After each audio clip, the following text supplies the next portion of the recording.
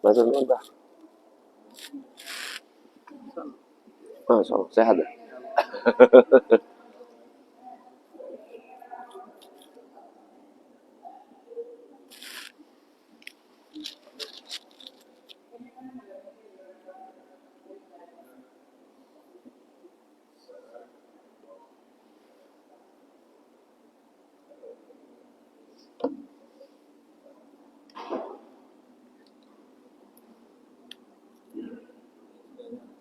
Wis nyala. Dicek dan ya? Dicek. Hah? Hah? Oh, cek.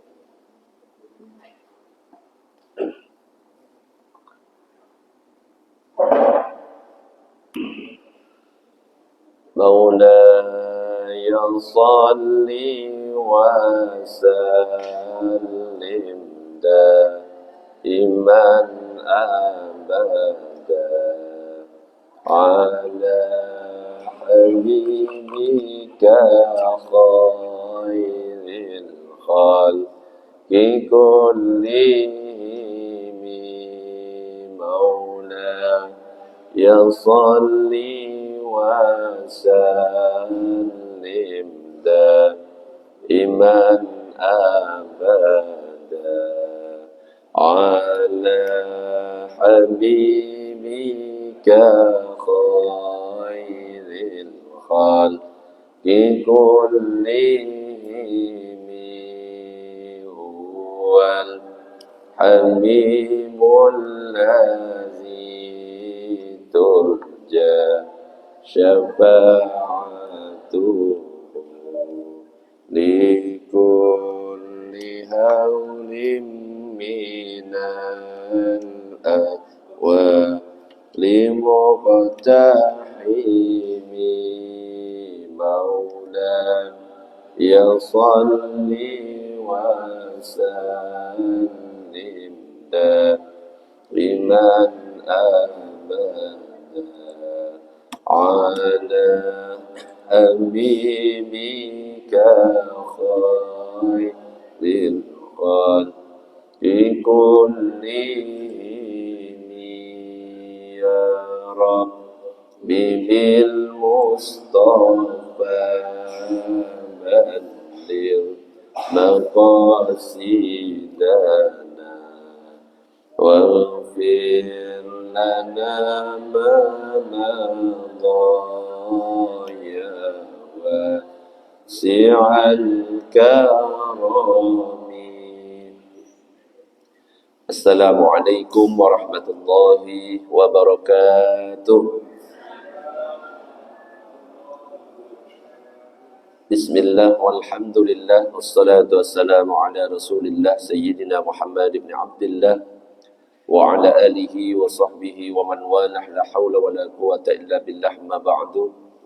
Nawaina ta'alluma wa ta'alim wa tadhakkura wa tadhkir wa naf'a wal intifa' wal ifadata wal istifadah والحث على تمسك بكتاب الله وسنة رسوله والدعاء إلى الهدى والدلالة على الخير وابتغاء وجه الله ومرضاته وقربه وثوابه سبحانه وتعالى إلى حضرة النبي المصطفى محمد صلى الله عليه وسلم. الفاتحة.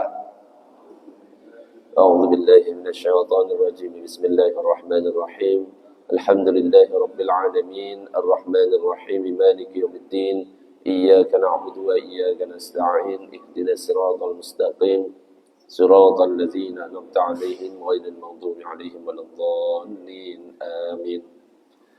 Para jamaah Bapak Ibu yang dirahmati oleh Allah, alhamdulillah pada kesempatan pagi ini kita masih diberikan kesehatan oleh Allah, masih diberikan kesempatan untuk bisa sholat subuh berjamaah. Mudah-mudahan semuanya istiqomah, amin ya rabbal alamin. Mudah-mudahan dengan berkah kumpulnya kita di masjid ini, ngaji bareng, mudah-mudahan qabul hajat-hajat kita. Kok nok sing amin rek? Mudah-mudahan dengan berkah kumpulnya kita di sini, qabul hajat-hajat kita. Rizkinya dilancarkan oleh Allah, diampuni dosa-dosanya, sehat walafiat lahir batin, Jika kelak wafat, wafat dalam keadaan husnul khatimah. Amin ya rabbal alamin. Para jemaah, Bapak Ibu yang dirahmati Allah, pembahasan kita pada kesempatan pagi ini melanjutkan kajian sebelumnya, yaitu tentang kunut. Nah, kalau kita berbicara kunut, sebenarnya gampang. Rumusnya itu sebagaimana yang disebutkan dalam Sunan Al-Baihaqi. Dikatakan in qanata fil fajri fahasanun. Jika ada orang sholat subuh dia melakukan kunut, maka itu bagus. Wa illam yaknut fahasanun. Kalau ada orang yang sholat subuh dia tidak kunut, maka itu juga baik. Jadi rumusnya sebenarnya gampang. Nah, kalau setiap orang di antara kita faham tentang rumus seperti ini, insya Allah masalah kunut tidak akan dijadikan masalah. Tapi yang jadi masalah, ilmu masih sedikit, belajarnya juga masih sedikit, kitab-kitab yang dibuka ya masih sedikit, cuma belajar kepada satu pemahaman saja, akhirnya mudah menyalahkan yang lain. Ini yang akhirnya menimbulkan keributan di antara kita semuanya. Tapi sekarang ya, NU sama Muhammadiyah yang dulu masalah kunut itu rame, sekarang alhamdulillah sudah damai. Kunut ya monggo, nggak kunut ya monggo. NU Muhammadiyah aman semuanya. Kenapa? Yang biasanya ramai masalah kunut, ya NU dan Muhammadiyahnya semuanya sama-sama nggak sholat subuh. Ya, jadinya nggak ribut lagi. Tapi mudah-mudahan yang hadir di sini mudah-mudahan istiqomah sholat subuhnya. Amin ya rabbal alamin. Harusnya ini yang dipegang. Mau kunut oke, nggak kunut juga oke. Yang penting sholat subuh. Yang penting itunya. Sholatnya itu. Jadi kalau misalkan kita berbicara tentang masalah ilmu fikih, pasti di dalamnya ada perbedaan. Lah kalau orang tidak mau menerima perbedaan, berarti tanda-tanda dia nggak paham fikih. Biasanya semakin banyak ilmu yang dimiliki oleh seseorang, nggak gampang nyalahkan. Semakin sedikit ilmunya, biasanya mudah nyalahkan. Itu menunjukkan kebodohan dia. Ya makanya jangan sampai ya kita itu mudah nyalahkan, apalagi kalau masalah fikih. Pasti ada yang mengatakan boleh, pasti ada yang mengatakan tidak. Kunut, pasti ada yang mengatakan sunnah, ada yang mengatakan tidak. Nah, salah satu yang mengatakan sunnah itu adalah pendapat dalam mazhab kita, mazhab Syafi'i. Juga pendapat dalam mazhab Maliki. Jadi mazhab Syafi'i, mazhab Maliki mengatakan kunut subuh itu sunnah. Cuma mazhab Syafi'i dan mazhab Maliki bedanya, kalau mazhab Syafi'i, kunut subuhnya dilakukan setelah ruku. Sami'allahu liman hamidah, Rabbana walakal hamd, baru diangkat tangannya. Allahumma hdina fi man hadait, wa'afina fi man afait, dan seterusnya. Kalau mazhab Maliki, beda. Setelah membaca Al-Fatihah, membaca surat pendek, sebelum ruku, kunut dulu. Jadi beda, baru kemudian ruku. Itu bedanya. Nah, mazhab Hambali mengatakan tidak sunnah kunut subuh. Yang sunnah itu kunut nazilah. Kunut nazilah ini dilakukan ketika misalkan terjadi peperangan. Ya, ada kaum muslimin, saudara-saudara kita mungkin di mana sedang kena bencana. Ada wabah, misalkan corona. Itu bisa dilakukan, namanya kunut nazilah. Dan dilakukannya tidak hanya di waktu subuh. Boleh dilakukan di setiap sholat. Duhur, asar, maghrib, isya, subuh. Boleh dilakukan. Itu namanya kunut nazilah.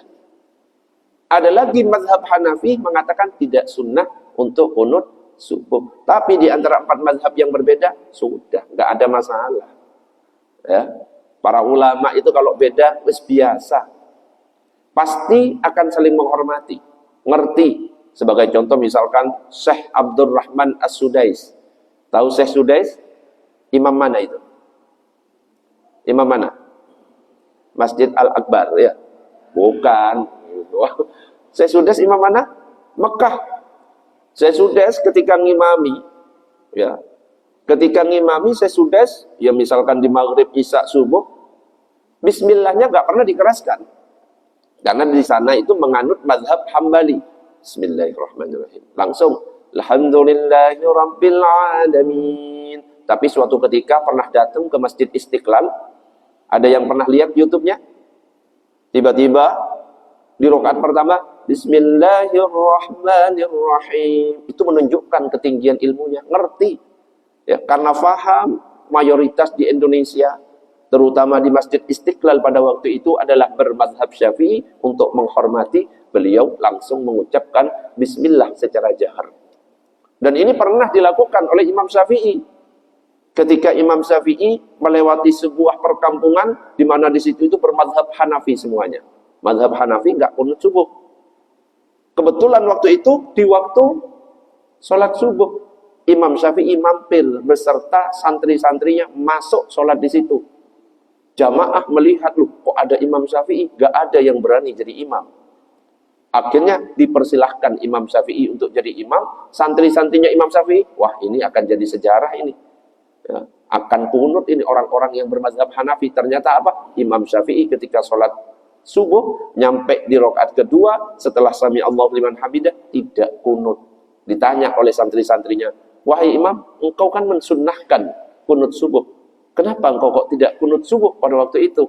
Saya menghormati Imam Hanafi karena orang-orang penduduk situ bermadzhab Imam Hanafi. Enak kalau misalkan kayak gitu, sama-sama tinggi ilmunya, sama-sama bijak. Allahumma shalli ala sayyidina Muhammad. Makanya dikatakan di dalam kitab anna Aliyan radhiyallahu anhu bahwa Sayyidina Ali radhiyallahu anhu qannata fi salatis subhi. Beliau itu kunut di waktu subuh. Wa nahnu narahu lisunnati tsabitati an Rasulillah sallallahu alaihi wasallam annahu qannata fi subhi. Dan kami mengetahui ketetapan sunnah ini dari Rasulullah sallallahu alaihi wasallam bahwa beliau juga melakukan kunut subuh, dan ini disebutkan oleh Imam Syafi'i dalam kitab Wa yaqnutu fi sholati subhi ba'da rak'ati tsaniyati.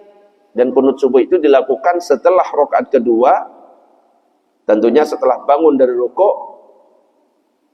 Qanata Rasulullah sallallahu alaihi wasallam wa lam yatruk alimnahul kunut fi subhi. Rasulullah enggak pernah meninggalkan kunut subuh. Ini dasar-dasar dari Imam Syafi'i kenapa kok mensunnahkan. Ya. Wa innama qannatan Nabi sallallahu alaihi wasallam hina ja'ahu qatlu ahli bi'ri ma'unah 15 lailatan yad'u ala qaumin minal musyrikin fi salawati kulliha. Rasulullah itu melakukan kunut sampai kepada beliau kabar terbunuhnya penduduk sumur Ma'unah. Selama 15 hari Rasulullah itu kunut di waktu sholat duhur, asar, maghrib, isya, subuh, mendoakan keburukan kepada kaum musyrikin yang membunuh orang-orang penduduk sumur Ma'unah itu.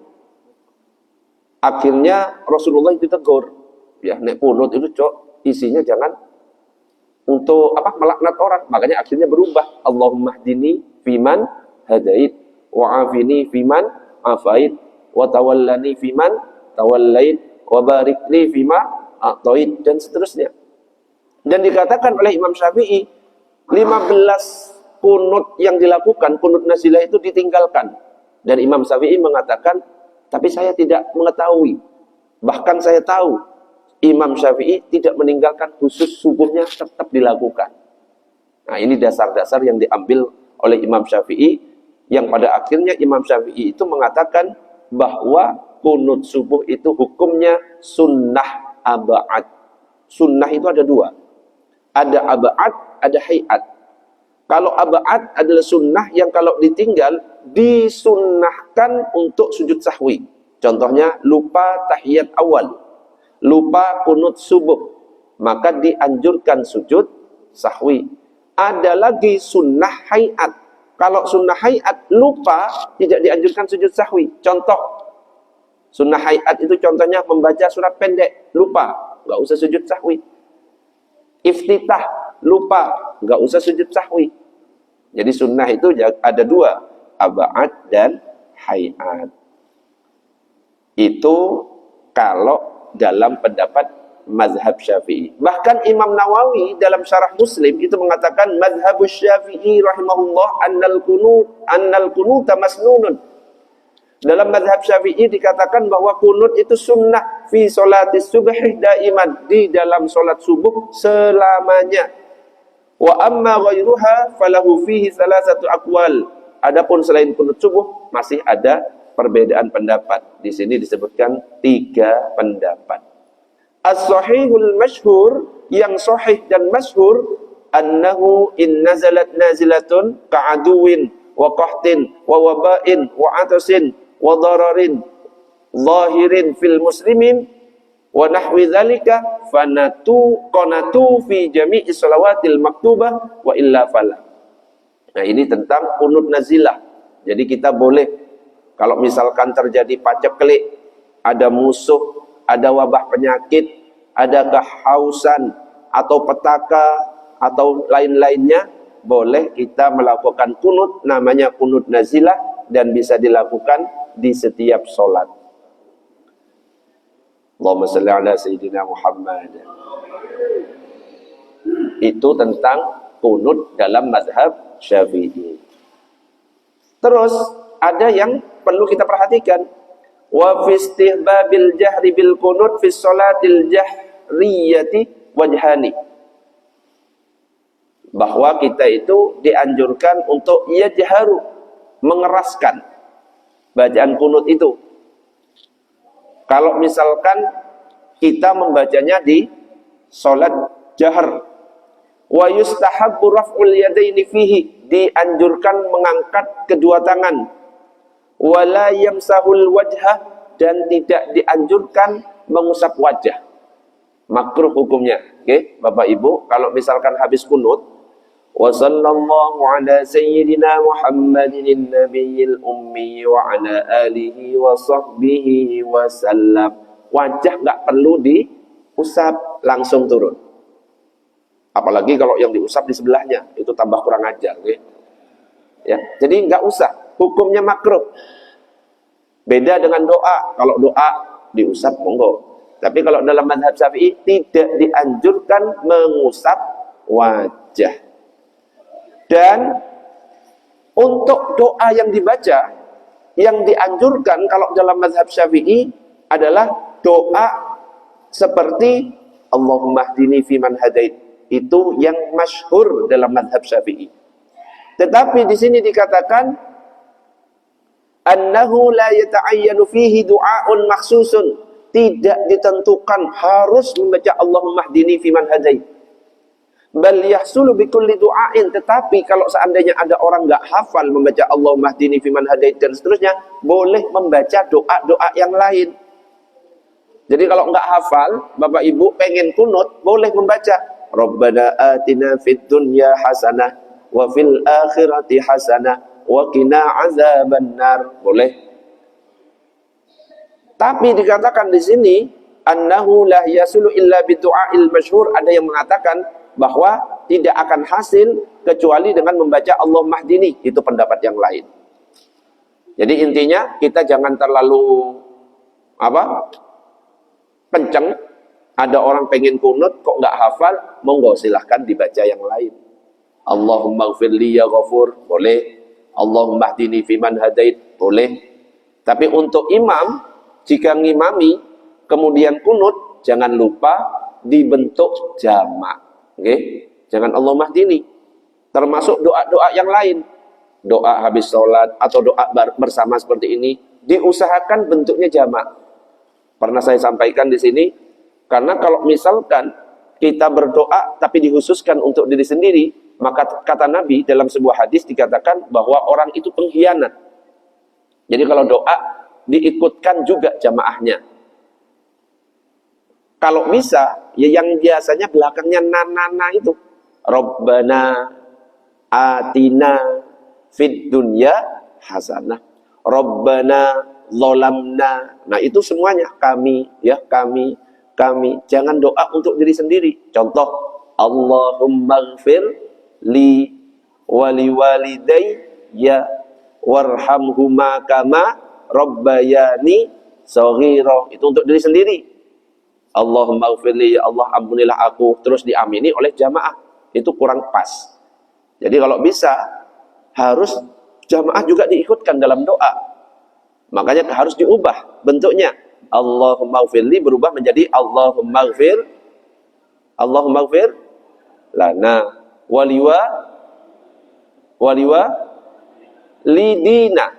Allahumma gfir lana waliwalidina warham hum, bukan ma, hum banyak, kama rabbawna sighara. Kan banyak yang salah. Allahumma gfir lana, ya Allah ampunilah dosa kami, waliwalidina, orang tua kami, karena yang di belakang itu banyak jamaahnya ya. Walidun satu, maksudnya dua orang tua saya saja.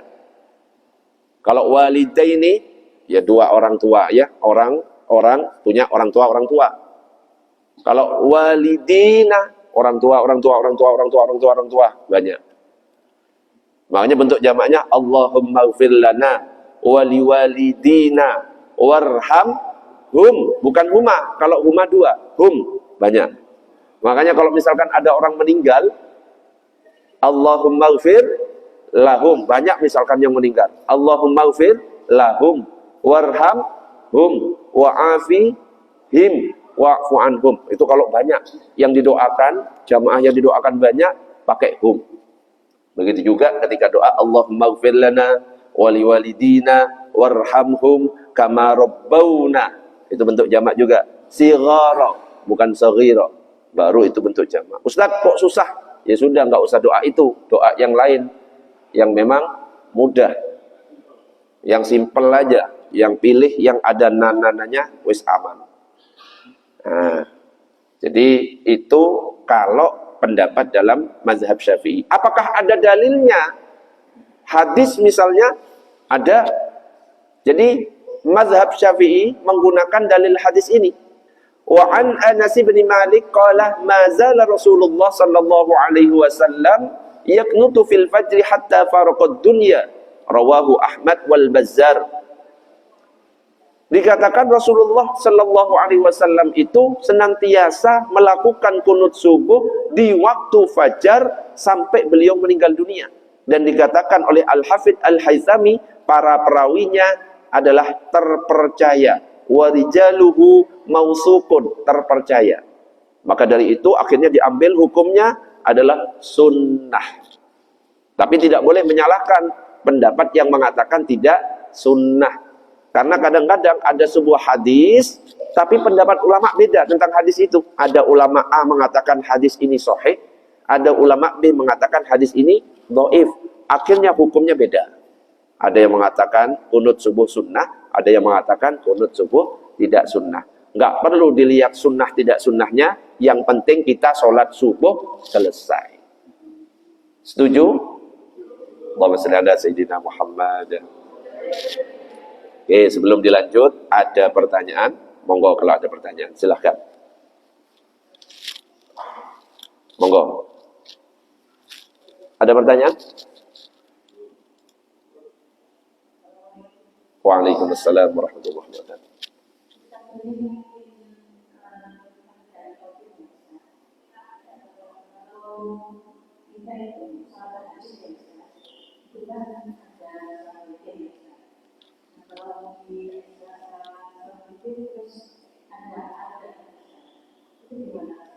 Azan subuh.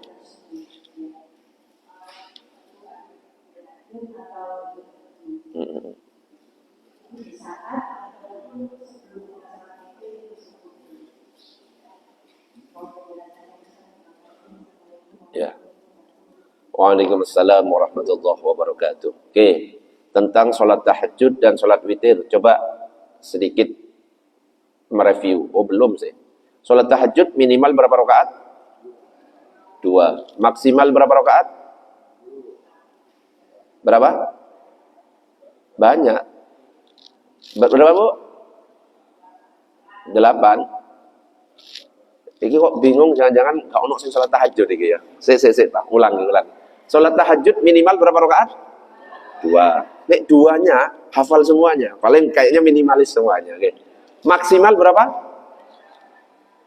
Sebanyak-banyaknya. Maksimal sholat tahajud tidak terbatas. Yang penting syaratnya, nanti akan ada fikih sholat tahajud. Yang pertama, dia sudah melaksanakan sholat isya. Yang kedua, setelah bangun tidur. Maka kalau sholat itu dilakukan dengan dua syarat ini, disebut tahajud. Ustaz, saya niatnya tasbih, tahajud jadinya. Kalau dilakukan setelah isya dan sudah tidur. Ustaz, saya niatnya witir, dapat tahajud juga. Makanya pernah saya sampaikan, kalau waktu kurang 5 menit, 5 menit lagi subuh Ustaz. Saya yang enak ini, yang afdol, sholat tahajud 2 rakaat atau milih witir. Coba pilih yang mana? Pilih witir. Kenapa? Kalau kita milih tahajud, maka dapat tahajud, gak dapat witir. Tapi kalau kita niat witir, dapat witir, dan karena kita melaksanakan setelah bangun tidur, dapat otomatis juga tahajud, dapat double. Ya. Jadi syaratnya itu tahajud. Kalau witir minimal berapa? 1. Maksimal berapa? Tidak terbatas gimana? Maksimal berapa? 11. Ya. Minimal 1, maksimal 11. Yang biasa kita lakukan saat tarawih berapa? 3. Itu biasanya, ya. Tapi 11 sebenarnya. Makanya kan pernah saya sampaikan, ibu-ibu, bapak-bapak, sekali-sekali sholat tarawih ambil yang jumlah maksimal. Witir ambil yang maksimal. Ya, tarawih maksimal itu kan 36. Terus witir maksimal 11. Berarti 36 tambah 11 47. Coba sekali-sekali surat apa? Masjid At-Taubah hari pertama sholat 47 rakaat. Besok insya Allah sepi. Insya Allah besok sepi. Wong kita itu ya wis ngambil sing cepet, ngambil 8 rakaat. Ya tapi nggak apa-apa. Ya. Wong nggak sholat ya nggak popo. Nggih. Sing penting masih mau sholat. Itu pun dilihat imamnya. Imamnya lambat dikit diprotes. Oh, gak enak. Nek sing iki ngimami nyari mushola lain. Waduh, repot. Ya.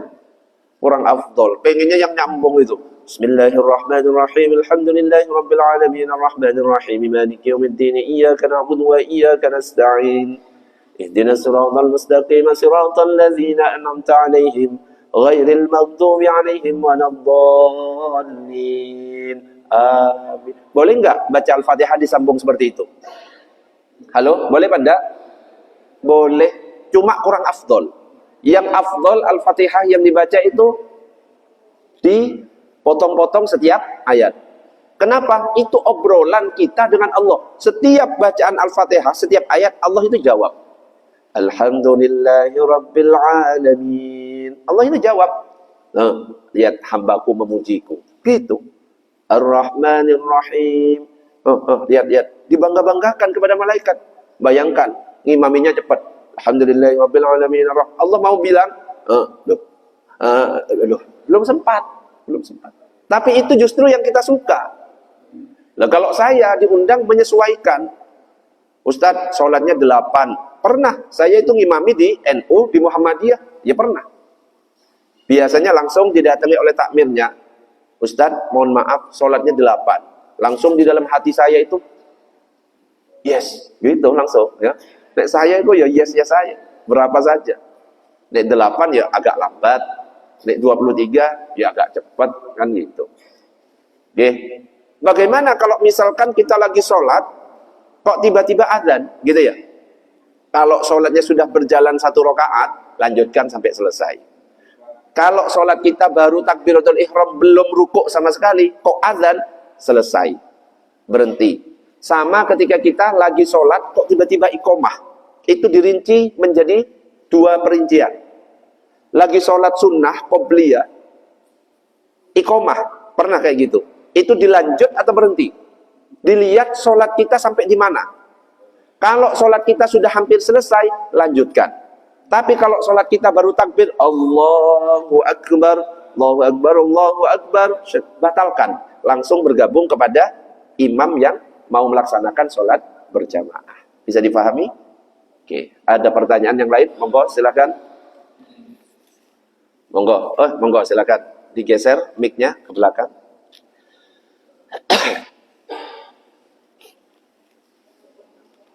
Mic-nya dinyalakan.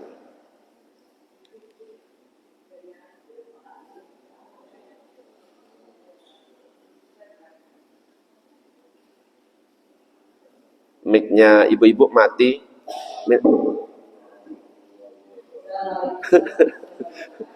Waalaikumsalam warahmatullahi wabarakatuh.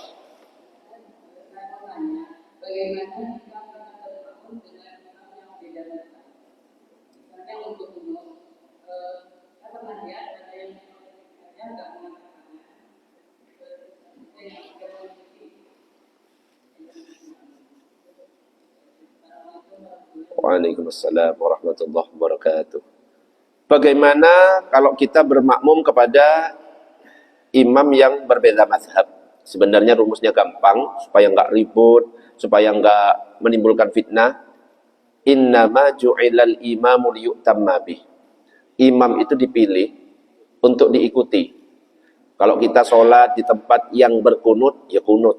Kalau kita sholat di tempat yang nggak berkunut, ya sudah ikuti. Sebenarnya seperti itu.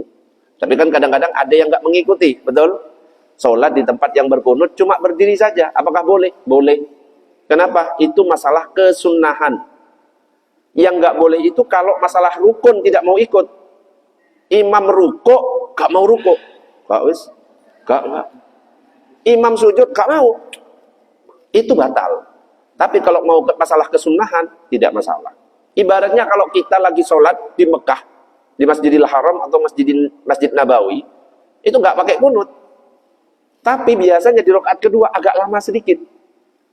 Ya, mungkin ngasih kesempatan kepada orang-orang yang berkunut. Kita mau kunut silahkan, nggak kunut juga silahkan, nggak apa-apa.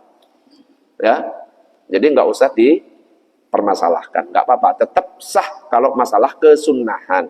Yang nggak sah itu kalau rukun yang tidak diikuti. Monggo, tadi Bapak, monggo.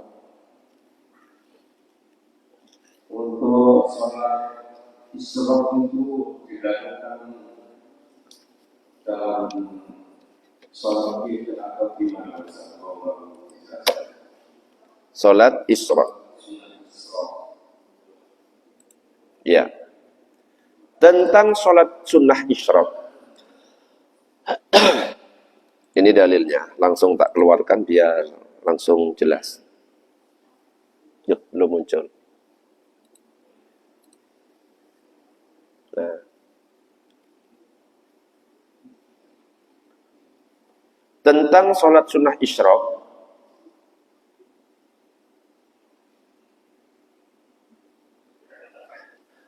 Disebutkan dalam hadis yang diriwayatkan oleh Imam Tirmizi, man shallal ghadata fi jama'atin. Siapa yang melaksanakan sholat subuh berjamaah. Berarti syaratnya harus berjamaah. Ustaz, jamaah di rumah boleh apa enggak? Lihat di hadis yang lain. Man shalla sholatas subhi fi masjidin jama'atan. Sholat jamaahnya di mana? Masjid. Berarti syaratnya berjamaah dan dilakukan di masjid. Summa qa'ada yadhkurullah. Kemudian dia duduk berzikir kepada Allah. Zikir itu boleh subhanallah walhamdulillah wala ilaha illallah wallahu akbar, boleh baca Al-Qur'an, ya itu zikir.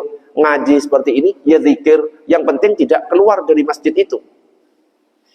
Hatta tatlu asy-syamsu, sampai matahari terbit. Terbit di sini bukan pas waktu terbit, tetapi terbit setinggi tombak. Nah, misalkan di jadwal sholat ada tulisannya tulu atau syuruk, faham? Tulu atau syuruk jam 5.30, itu waktu terbit, dilarang sholat. Tinggal ditambah 10 menit atau 15 menit. Jadi kalau di sini tulisannya berapa di sini tadi? 5.30 misalkan, berarti sholatnya 5.45. Itu sudah diperkirakan oleh ahli falak, ahli astronomi. Setinggi tombak itu kurang lebih 15 menit, 10 menit, 15 menit, atau 20 menit. Nah, ketika matahari terbit setinggi tombak, summa shalla raka'ataini, kemudian sholat 2 rakaat, kanat lahu ka ajri hajjatin wa umratin, maka dia itu mendapatkan pahala haji, umroh, tamah, kata Nabi. Sempurna, sempurna, sempurna. Jadi sholat 2 rakaat, boleh langsung sholat isyraq niatnya, boleh langsung sholat duha.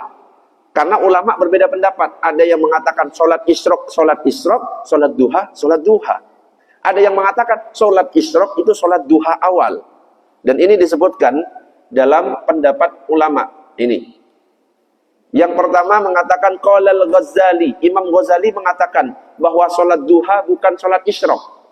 Jadi ya sholat isyraq sendiri 2 rakaat, habis itu lanjut sholat duha.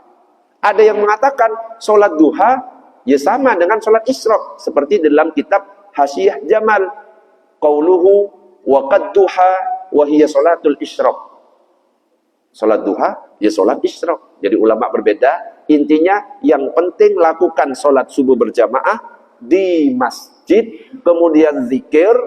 Setelah terbit matahari setinggi tombak, sholat 2 rakaat. Boleh sholat isyraq langsung, boleh sholat duha. Itu akan mendapatkan keutamaan pahala haji dan umroh sempurna. Bisa dipahami, Mbak? Monggo, ada pertanyaan yang lain, silahkan. Boleh, tidak hanya bab kunut, bebas. Tanya kemana-mana juga boleh.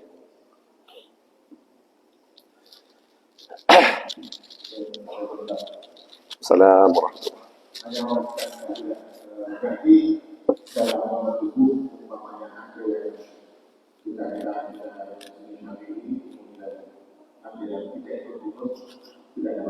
Tidak ada masalah. Tidak menyelisih imam kalau dalam masalah sunnah, ya. Jadi menyelisihi memang menyelisihi, tapi tidak sampai membatalkan. Padahal imam dipilih untuk diikuti. Tidak apa-apa, tapi batal. Gerakannya beda. Kalau kunut berdiri, betul? Orang yang tidak kunut sama-sama berdiri. Kalau tahiyat awal duduk, Bapak mau berdiri sendirian. Ayo, gimana? Beda. Yang menyelisih gerakannya. Menyelisih gerakan. Apa? Ada lagi. Menyelisihi gerakan-gerakan rukun-rukun. Imam rukuk, kita nggak mau rukuk. Imam sujud, kita nggak mau sujud. Jadi yang menyelisih dimaksud sampai beda gerakannya. Apanya?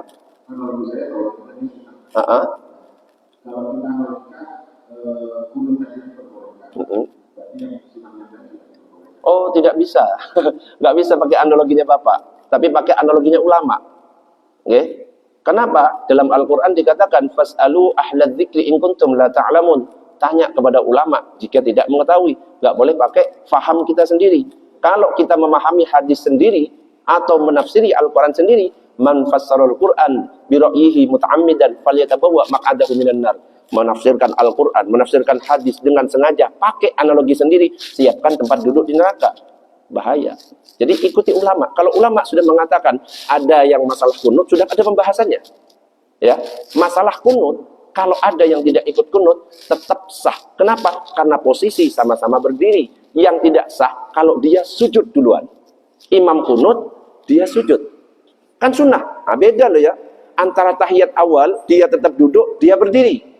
Sama orang yang kunut, dia tetap berdiri, atau dia tidak mau kunut, kan ada gini. Orang imam kunut. Saya nggak mau kunut, saya sujud. Masuk ke rukun berikutnya, batal. Tapi dia nggak masuk, rukun berikutnya, dia berdiri, tidak batal. Sama kayak tahiyat awal, beda analoginya. Saya nggak ikut tahiyat awal, berarti berdiri kan? Atau tetap duduk? Kalau tetap duduk, sah. Kenapa? Bacaannya sunnah. Loh, kan beda kan? Tapi kan tadi meninggalkan tahiyat awal, berdiri. Beda gerakan. Tidak sah. Jadi kalau gerakannya sama, tetap tidak batal. Tapi gerakannya beda, itu membatalkan. Sudah masuk belum analoginya? Oke. Allahumma shalli ala sayyidina Muhammad.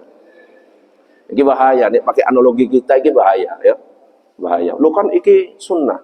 Berarti berlaku untuk yang lain. Nggak iso. Kadang-kadang itu nggak iso. Ya. Oke, ada pertanyaan yang lain? Tapi bagus sih, Bu, pertanyaan ini. Oke, monggo di belakang. Silahkan mic-nya digeser. Monggo. Waalaikumsalam warahmatullahi wabarakatuh. Tahiyat.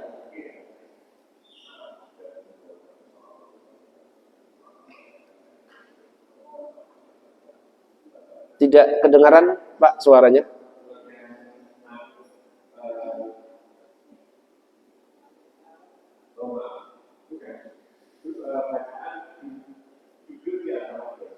Duduk di antara dua sujud. Wa'fu anni.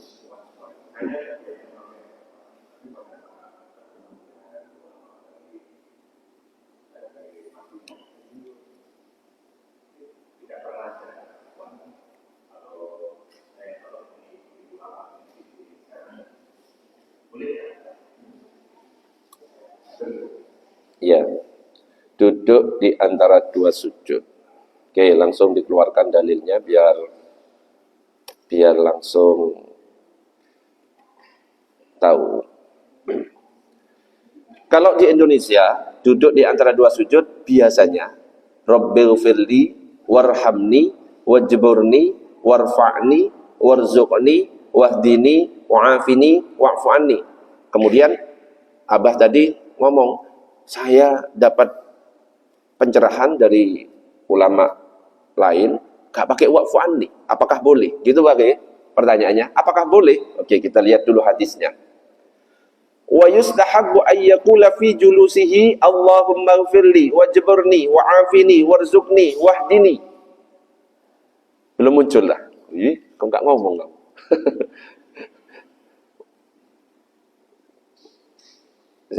Nah, ini. Sudah muncul. Oke, kita baca dulu. Dalam kitab Al-Muhadzab itu disebutkan wa yustahabbu ay yaqula fi julusihi, dan disunnahkan ketika duduk di antara dua sujud. Saya tanya dulu. Berarti hukumnya membaca di antara dua sujud sunnah apa wajib? Yustahabbu. Disunnahkan ketika duduk di antara dua sujud membaca Allahumma ighfirli. Ini kalau di hadis, Mbak.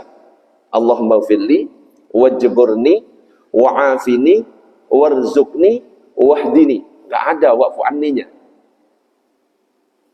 Itu dalam hadis. Ini.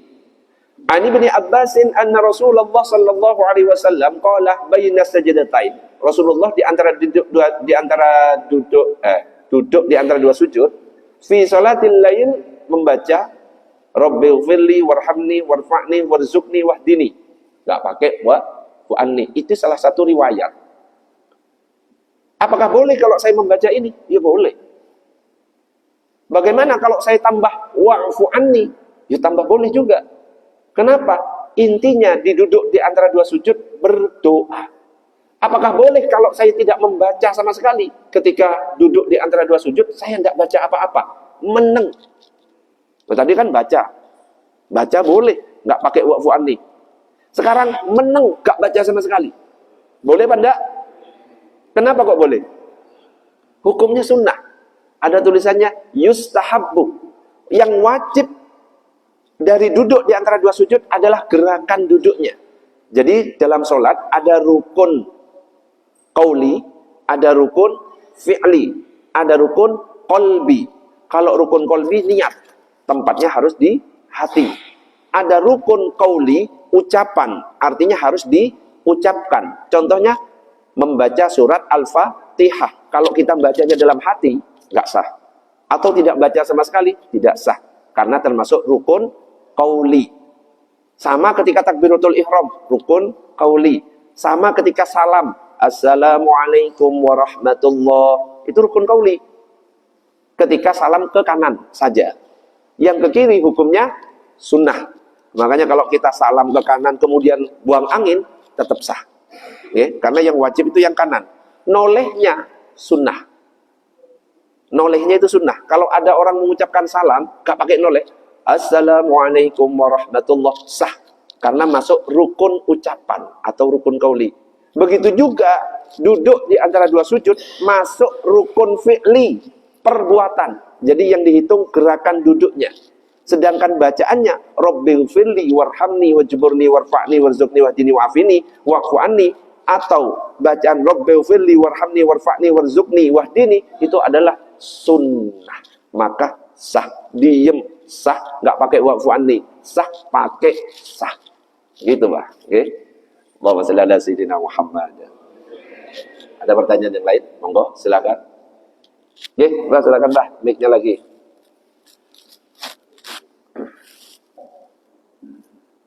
Mohon diterangkan untuk sholat awal itu tidak setelah sholat maghrib. Kemudian dilaksanakan itu setelah ikut wiridan atau setelah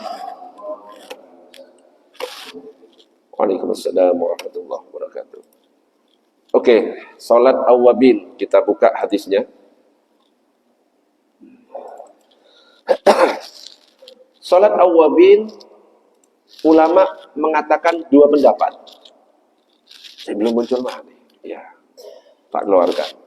Nah, jadi yang pertama ada yang mengatakan salat sunnah awwabin itu adalah, tak buka. Ini kok belum muncul sih, Dan? Ya apa? Wes belum. Nah, yang pertama, nah, ketika bunyi seperti ini, boleh nggak sholat isyraq? Belum. Berarti tinggal ditambah 10 menit, berarti boleh 10 sampai 15, baru boleh sholat jam setengah 6. Jam berapa sekarang? Setengah 6, ya setengah 6 lebih 5, itu sudah boleh. Pendapat yang pertama mengatakan bahwa sholat awwabin itu sama seperti sholat duha. Ini pendapat pertama.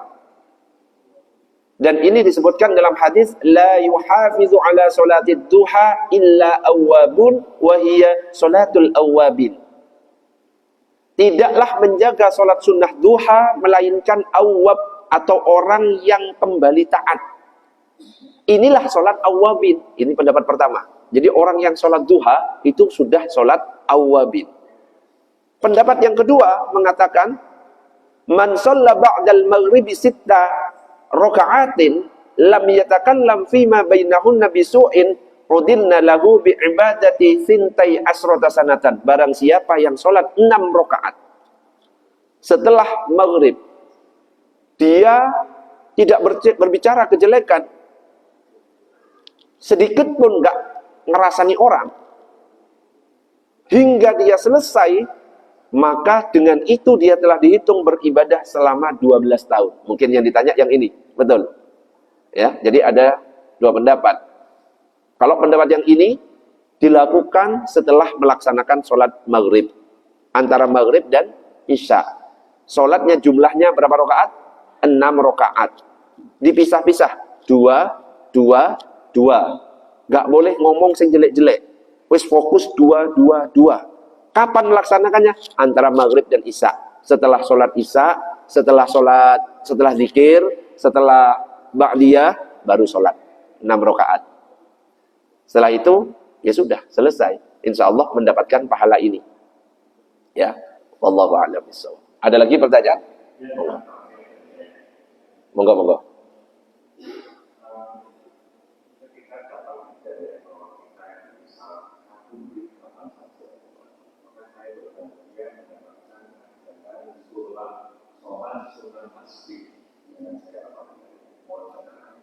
Salat sunnah tasbih.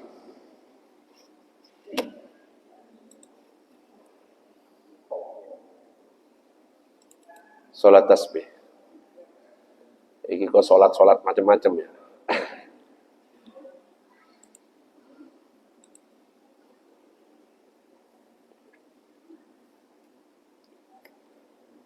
Salat tasbih itu didasarkan kepada sebuah hadis. Ini hadisnya. Hadisnya sangat panjang. Tapi para ulama berbeda pendapat tentang hadis ini. Ada yang mengatakan hasan, artinya boleh diamalkan. Ada yang mengatakan dhaif. Akhirnya ada yang tidak mengamalkan. Tapi itu kan masalah fikih. Kalau masalah fikih kan nggak boleh heran, ya. Ulama berbeda. Ada yang mengatakan mustahab atau sunnah, ada lagi yang mengatakan boleh tapi tidak disunnahkan. Ya, ini pendapat-pendapat ulama. Yang ketiga, ada yang mengatakan tidak disyariatkan. Jadi kalau ada orang yang melakukan, berarti dia pakai pendapat yang mengatakan sunnah atau mustahab. Saya tanya, sholat tasbih jumlah berapa? Berapa rakaat? Sholat tasbih berapa rakaat? 4 rakaat. Sunnahnya kalau dilakukan di malam hari dipisah 2. Kalau dilakukan di malam hari. Kalau dilakukan di siang hari, sunnahnya langsung 4 rakaat tanpa spasi, tanpa duduk tasyahud awal, supaya tidak menyerupai sholat duhur, asar, atau isya. Tentang caranya gimana? Disebut sholat tasbih karena di dalam sholat itu agak beda dengan sholat yang lain. Ada 300 tasbih yang dibaca. Ada 300 tasbih yang dibaca ketika melaksanakan sholat. Nah, ini.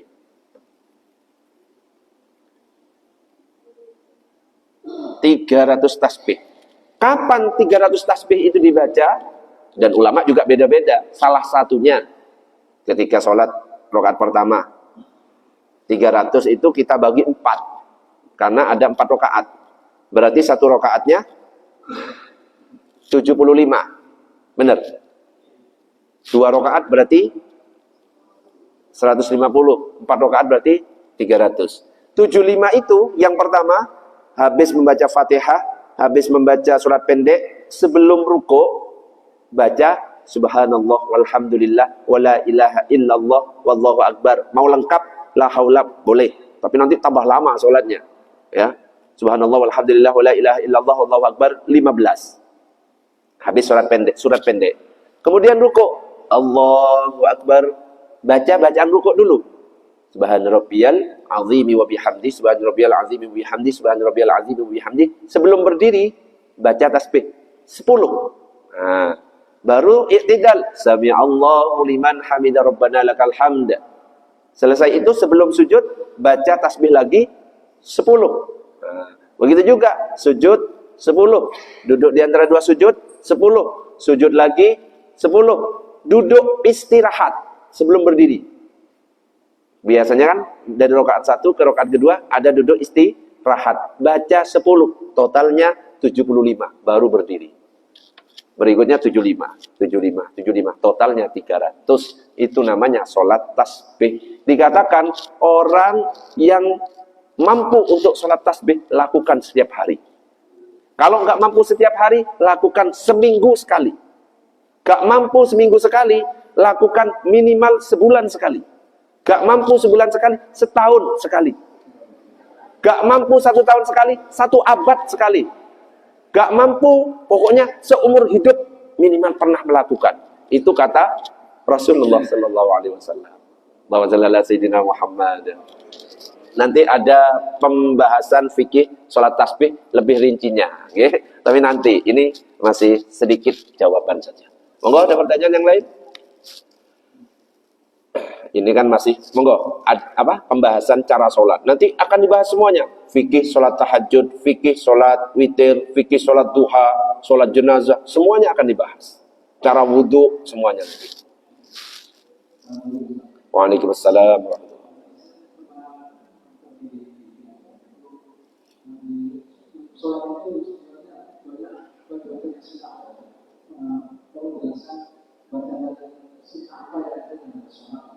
Ketika sholat, bacaan-bacaan yang sunnah.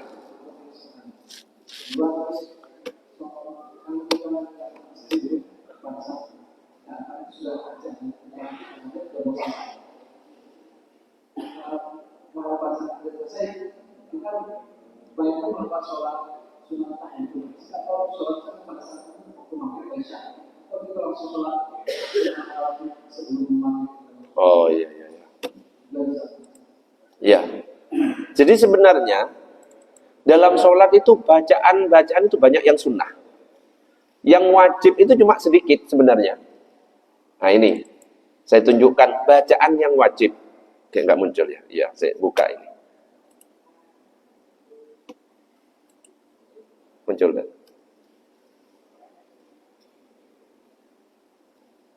Jadi selain yang ada di depan ini, adalah bacaan sunnah. Jadi kan rukun ada 3. Ada rukun qauli, rukun qalbi, rukun fi'li. Kok nggak muncul sih?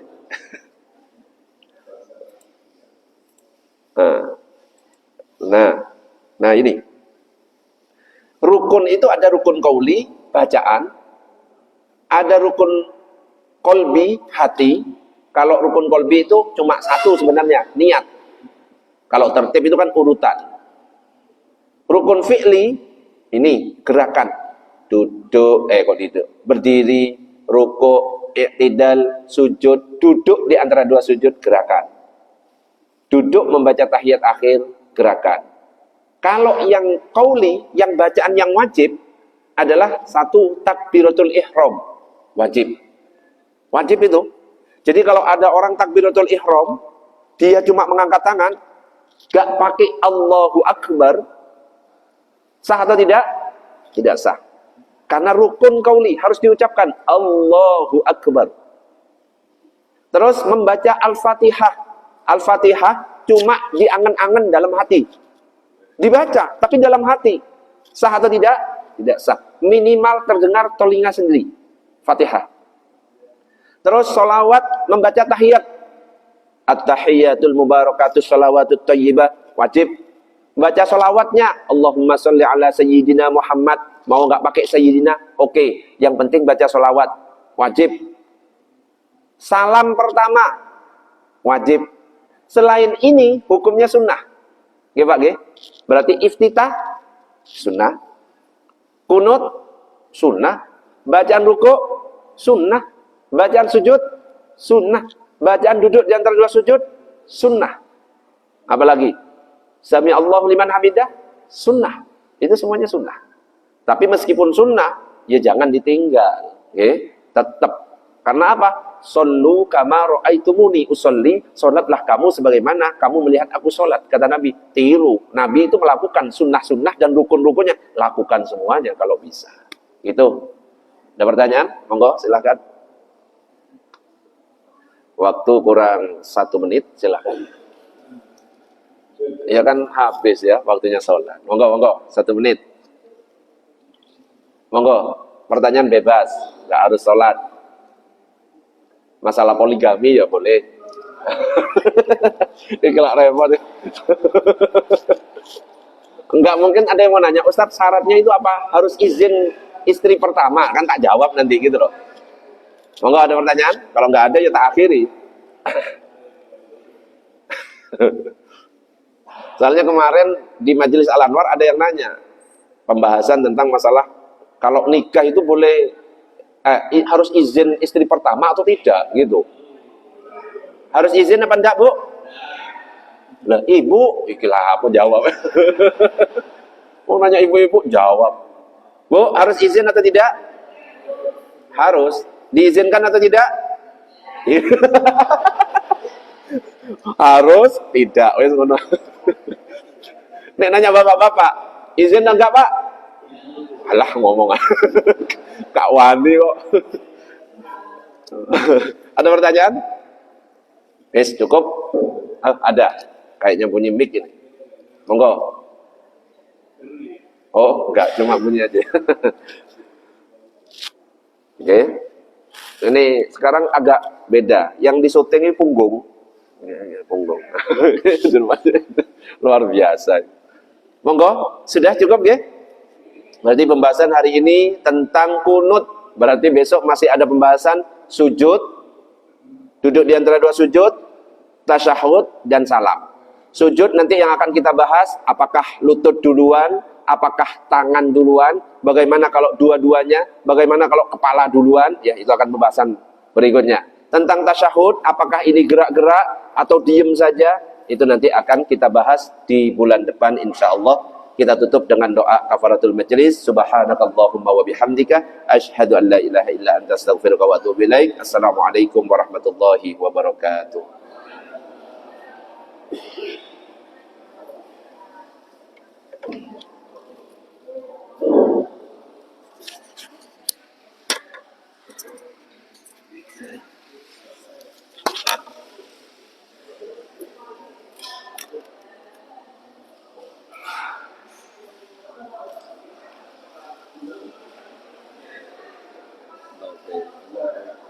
Matur nuwun. Kok nggak kelihatan semua ini? Nggak perlu. Iya, semalam ada kopi sekali kayaknya. Masya Allah. Kami